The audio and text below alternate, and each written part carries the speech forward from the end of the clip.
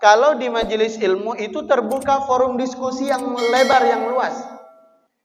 Ibarat kata kita mendapatkan penjelasan yang kita masih bingung atau berbeda dengan yang kita dengar, atau baru kita tahu, atau kita belum paham, bisa kita tanyakan.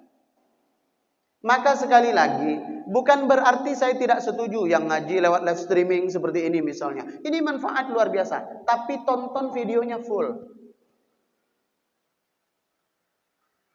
Tonton videonya full, jangan cuma sepotong-sepotong. Sepotong-potong, kalau memotongnya betul, mantap. Artinya dengan durasi yang sebentar dapat penjelasan yang komplit. Nah, kalau motongnya kurang pas, malah jadi problem. Sekali lagi, bukan saya nggak memperbolehkan, tapi kalau mau ngaji lewat live streaming, mau nonton YouTube dengar pengajian, atau lihat live di Facebook, dengerin secara utuh supaya kita nggak salah paham.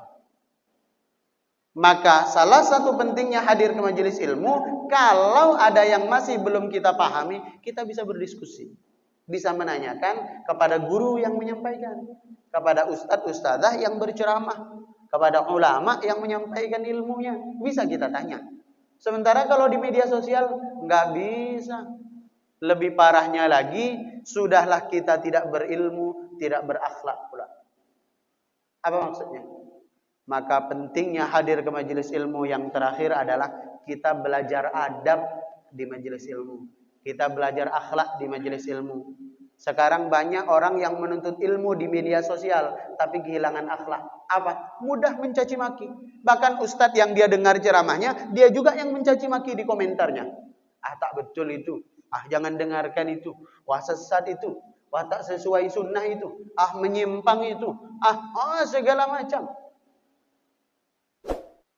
Padahal dalam hadir ke majelis ilmu kita diajarkan akhlak. Bagaimana kalau ada yang menyampaikan, kita menyimak dengan seksama. Bagaimana ketika ada yang menerangkan, kita mendengarkan secara serius. Bahkan mohon maaf, dengan posisi-posisi duduk kita pun kita belajar di majelis ilmu. Cara kita memuliakan guru, bagaimana guru menghargai jamaah, itu semuanya kita dapat di majelis ilmu. Dan enggak kita dapat di media sosial.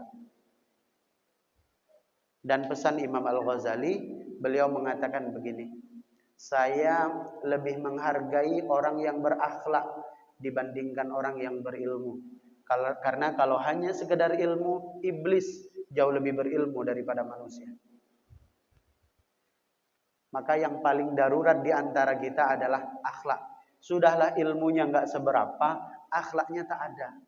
Mending kalau ilmunya masih ada, setidaknya ada yang dijadikan argumen untuk berdebat. Ini ilmunya tak ada, akhlak pun hilang. Maka nggak heran kalau kita di media sosial itu, beliaulah sebagai pemantau media sosial, itu banyak orang-orang yang dengan mudah mengkritik ustadz siapa misalnya, penceramah siapa misalnya. Padahal dia nggak dengar ceramahnya. Padahal dia nggak tahu background ustadz itu seperti apa. Penceramah itu belajar di mana? Kitab yang dikaji apa? Nggak ngerti. Cuma modal kuota sama jari-jari yang diketik tanpa dipikir terlebih dahulu.